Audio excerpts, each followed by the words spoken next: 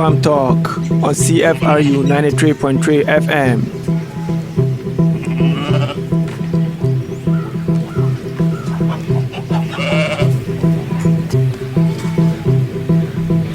Welcome to another edition of Food Farm Talk, where we celebrate food and honor those who champion the cause of food in society.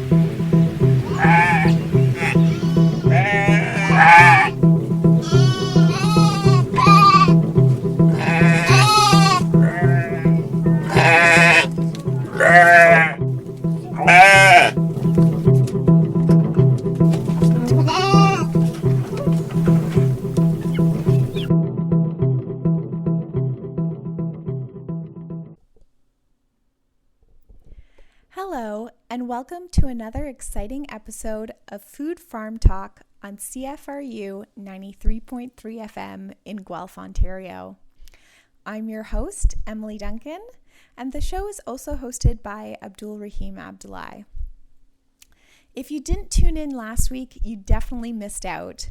We aired part one of a collaborative panel discussion, and today we're going to be listening to part two. The Arrell Food Institute, in partnership with the Food from Thought initiative at the University of Guelph, has been hosting a series of webinars that focus on discussions around food, agriculture, and the ongoing COVID-19 pandemic. All these panels discussions feature experts from the University of Guelph sharing their opinions and research around COVID-19 and implications for the food system. So today, during this two-part episode, this topic centers around COVID-19 plus data decisions after disruption. The panel is hosted by Dr. Jeff Wichtel, the Dean of the Ontario Veterinary College, and the panelists include Dr. Rozita Dara, who is an Associate Professor in the School of Computer Science, Dr. Amy Greer, a Tier 2 Canada Research Chair in Population Disease Modeling and an Associate Professor in the Department of Population Medicine, Simon Somogyi, an Arrell Chair in the Business of Food and Associate Professor in the School of Hospitality, Food, and Tourism Management.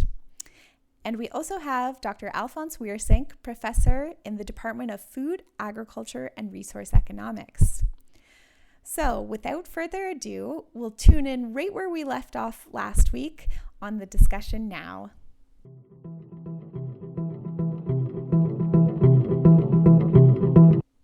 Which is a great segue actually to Simon, who's Simon. You're in the business of food, and certainly like to hear your opinion.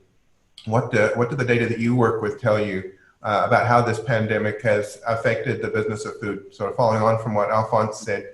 And in particular, food prices and accessibility, and how does that sort of speak after the pandemic to what this landscape will look like?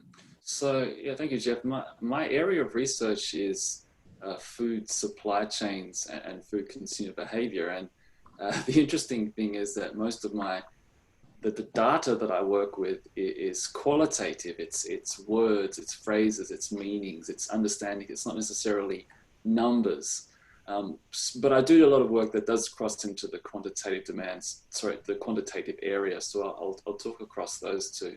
I think there's two sort of related points to what Alfons was talking about, and just general food supply chain issues that are related to pandemics and what we're currently seeing. So we've seen during the pandemic the evidence of the way that the grocery system works. We've seen discussions about the just-in-time inventory management system that grocers use, where grocers have data about demand and they then give that data further up the supply chain to their suppliers so they can rapidly replenish stocks based on that demand. And during the early days of the pandemic, we saw outages and we saw all that panic buying, and the just-in-time system was sort of blamed by some commentators out there for those shortages, which I think is a bit wrong. The system is far more efficient because of just-in-time, and there's been discussions about, well, okay, rather than just-in-time systems, let's have more inventory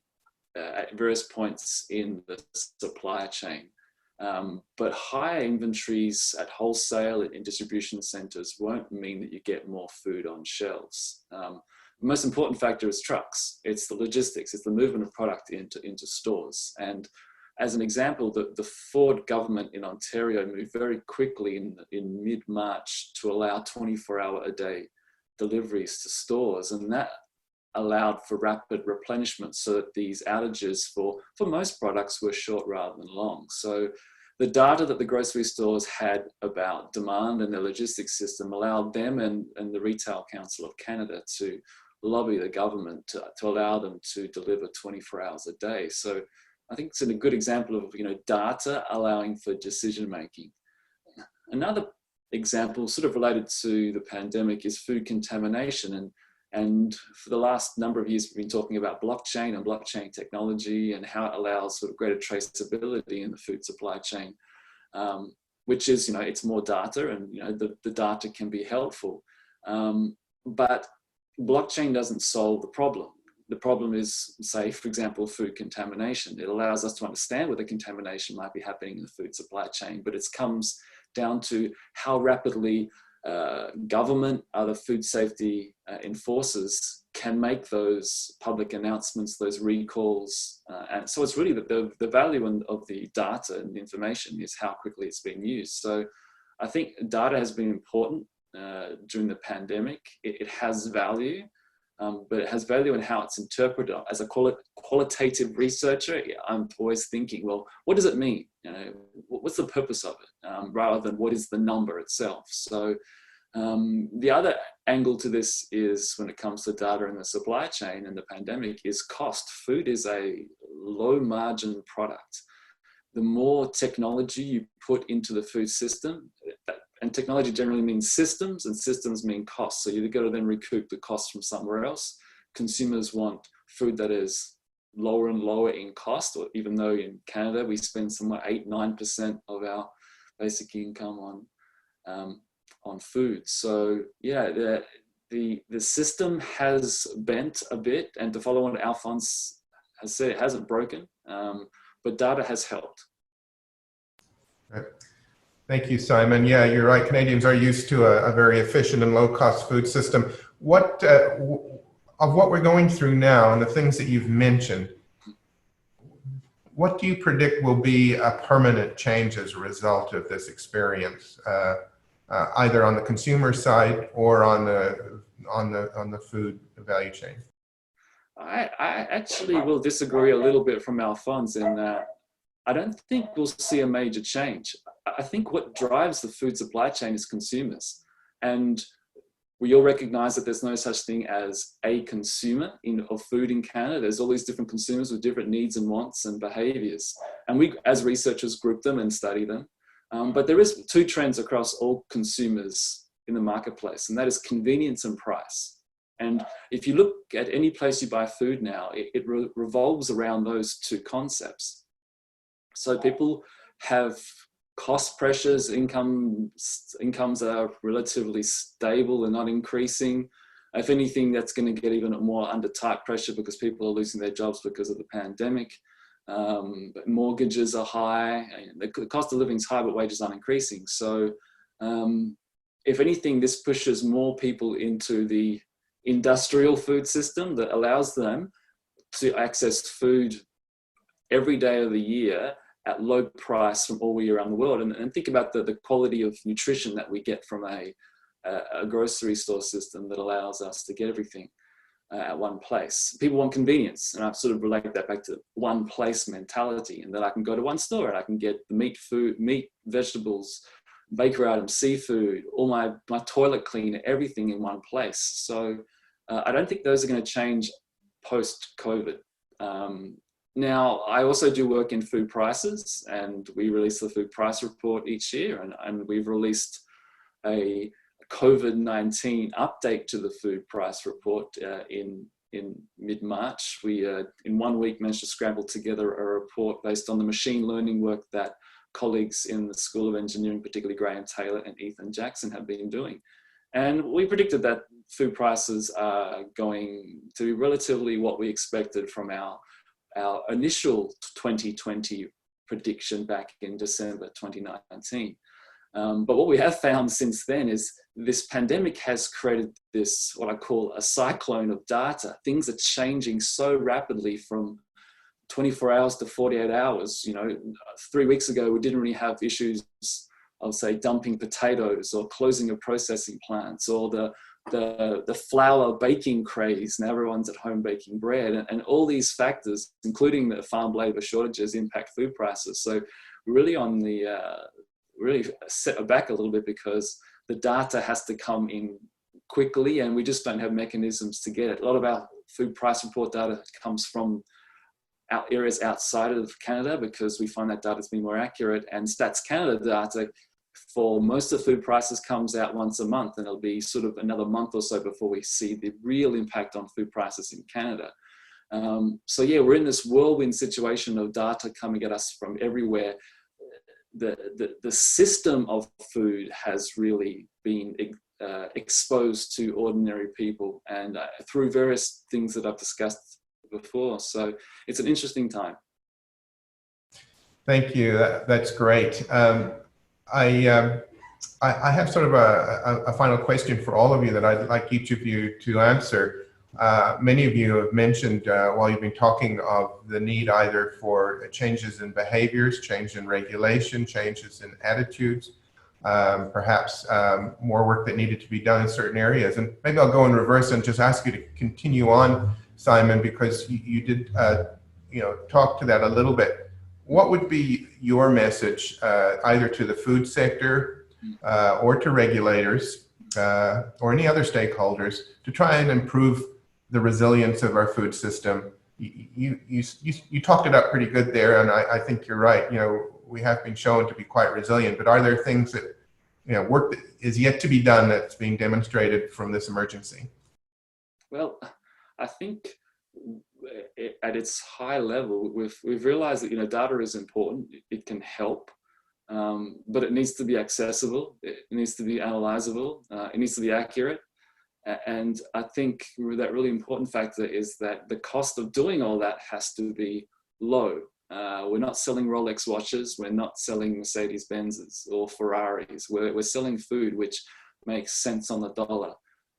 So all these factors impact our ability to use data.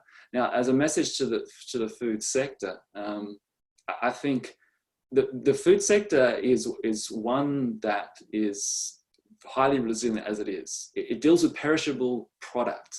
It's used to having to change quickly, be agile, be adaptable to what's thrown at them. And this has meant that they've been doing a lot better than, say, the automotive sector, which had to shut down all and is starting to come back to some extent. But there are other examples. So I think learning and understanding the cost of data are probably two big things. Great, thank you. Working backwards through our speakers, Alfons, do you have a message for the food or ag sectors or regulators that you'd like to give at the moment to improve the resilience or the performance or the efficiency of our systems, especially under moments of emergency such as we're seeing now?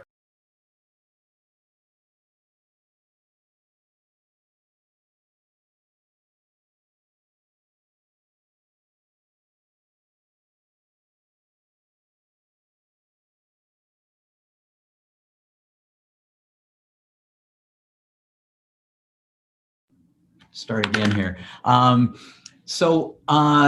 Yeah, I think we're going to have another shock to the system. And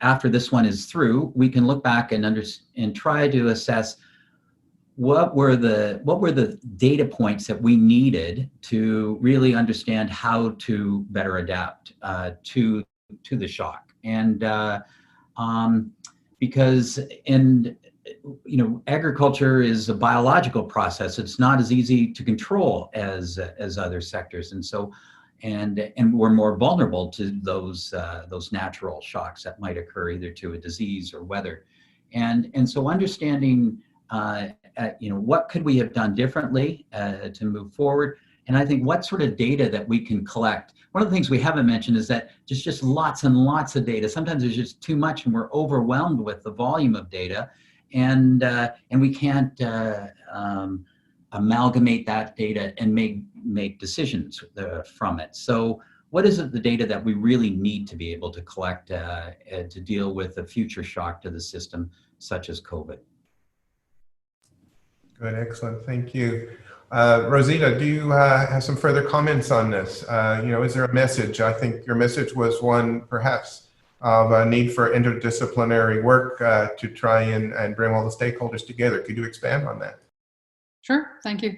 Yes, I agree with Simon and Alfons about data part. So the situation we have lots of data. We are overwhelmed with data, and I think there was an estimation in 2014 that there was only 1% of data were being used at that time, and by 2020 only 13%, and that's across all sectors.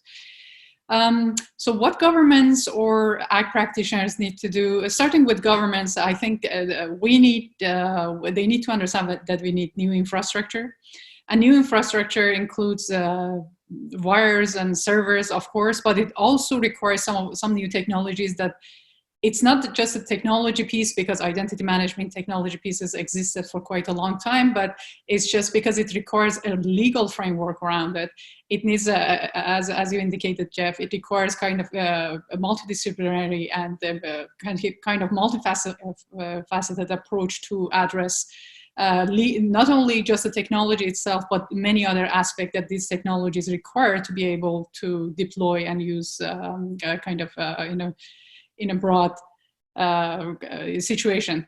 So new infrastructure with the support of the government, as indicated, we are collecting lots of data, but this data is being collected without having consistent protocols. It is important to pay attention to standardization, so that and all system data platforms, so that we can integrate different platforms at the time of crisis like this, to be able to make more kind of a global or regional decision at the regional level that are more accurate. The other, perhaps something that needs to be considered is, aside from standardization, we talk about privacy a lot, but also there are other aspects, ethics, semantics of data.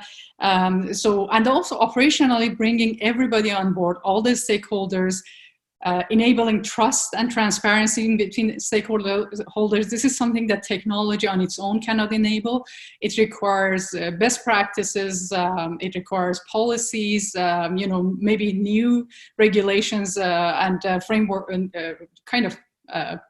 regulations and legal regimes, basically to enable trust and transparency among different stakeholders. So that's something else, another thing that needs to get done. Technology is only one piece that needs to be advanced, and I think that's the easy part. It's the governance aspect as a whole. It's a policy, it's different stakeholders, their roles, their responsibilities, a standardization of data platform, digital identity tracing, so that online we have a passport to declare our identity and they can trust our identity all together. And also one other item I wanted to point out is digital literacy and digital awareness.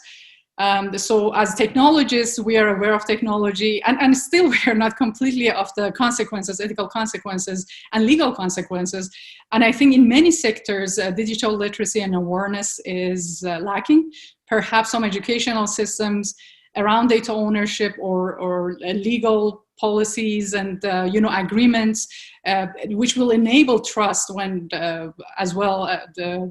Those are also very critical. So basically, it requires kind of a holistic approach, multifaceted, with many stakeholders on board to be able to have better systems that are accessible.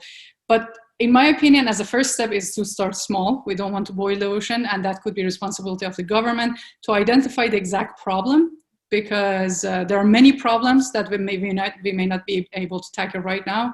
Find a problem, and then start small and start kind of in an iterative way to address that and many other problems that, and after addressing one kind of in iteration, address more and deploy technology and processes and policies as we go on. Thank you, Rozita. So it's a great take-home message that technology is good, but we need to get our governance structures in place first, right, before we can do anything else. So thank you for that. Amy, do you have anything to add in terms of a message to the public, to the consumers, or to government, or to your academic colleagues as to what we should learn and take away from this emergency? So I think that if we're talking about the agri-food business side of things, I think there are a couple of things that are worth considering moving forward. One is that the Canadian Pandemic Influenza Plan is kind of the national document that we use to outline how we're going to respond when we are faced with a pandemic public health emergency. And that plan is flexible and adaptable, and it's been sufficiently flexible to be able to use it in our COVID-19 response. I think one of the challenges that we're faced with is that for businesses, while some businesses have had a pandemic preparedness plan as a part of their human resources arrangement, I think that we have perhaps underestimated the potential for emerging infectious diseases. I think we have planned based on scenarios that perhaps are on the lower end of the spectrum. And what this has demonstrated to us is that when we have an emerging infectious disease that's highly transmissible and no vaccine candidate in the pipeline, our only option for reducing transmission is to change our behavior very dramatically and very quickly. And I think that those are difficult things to implement for essential services like food production types of industries.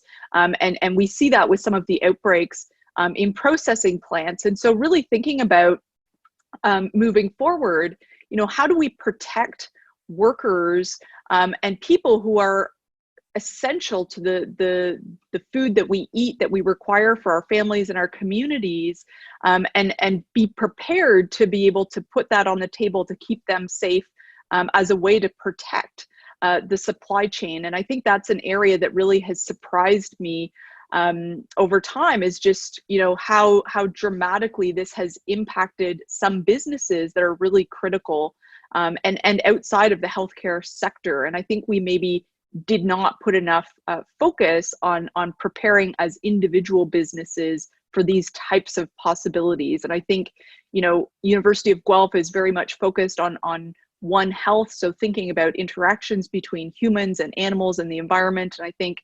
unfortunately, we are at a period of time where the risk for emerging infectious diseases from animals into human populations that are novel, to which we do not have any immunity in the human population, that risk continues to increase. And so we need to really think about preparedness proactively moving forward, I think.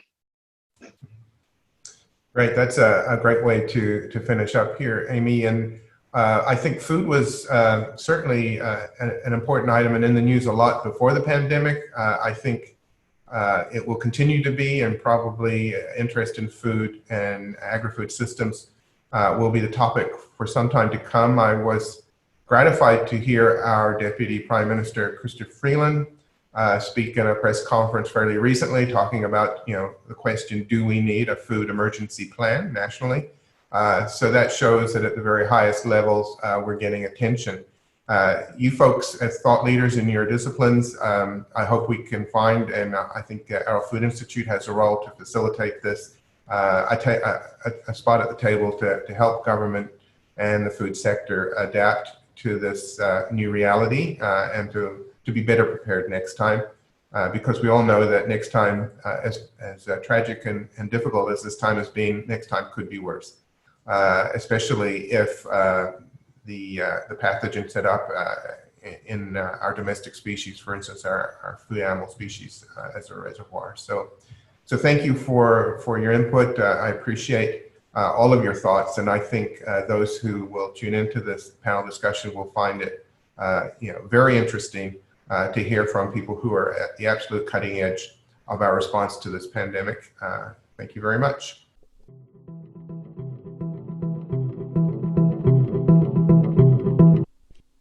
That wraps up our episode for today.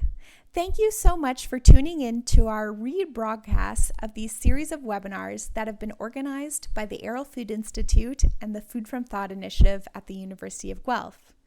The next topic of discussion will be on COVID-19 plus social impacts on rural communities. This is going to be a fascinating episode with lots of insight on how COVID is affecting rural areas. So this episode will be hosted by Dr. Phil Loring, the Arrell Chair in Food Policy and Society, and will feature our own co-host, Abdul Rahim Abdullahi. He's an Arrell scholar and a PhD candidate in the Department of Geography, and has done a lot of research on rural communities and has a lot to share with this panel.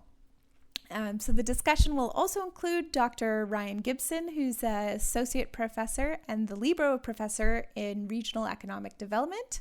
He's in the Rural Planning and Development program at the School of Environmental Design and Rural Development. We'll also be joined by Dr. Helen Hambley-Odame, who's an associate professor of in the Capacity Development and Extension program, which is also in the School of Environmental Design and Rural Development. And finally, Jackie Epson-Laporte. She's an environmental specialist with the Ontario Ministry of Agriculture, Food and Rural Affairs.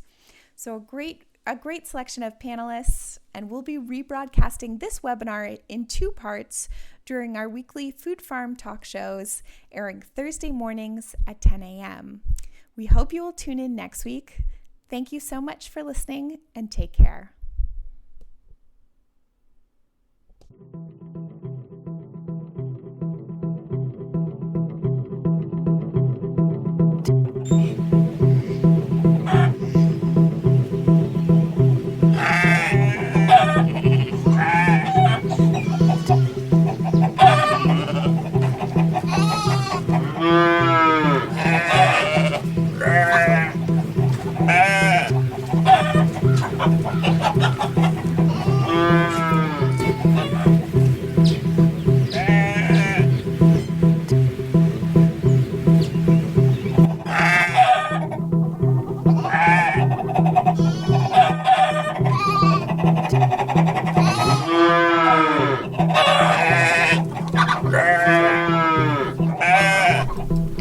Thank you for listening to Food Farm Talk. See you next week for another exciting edition.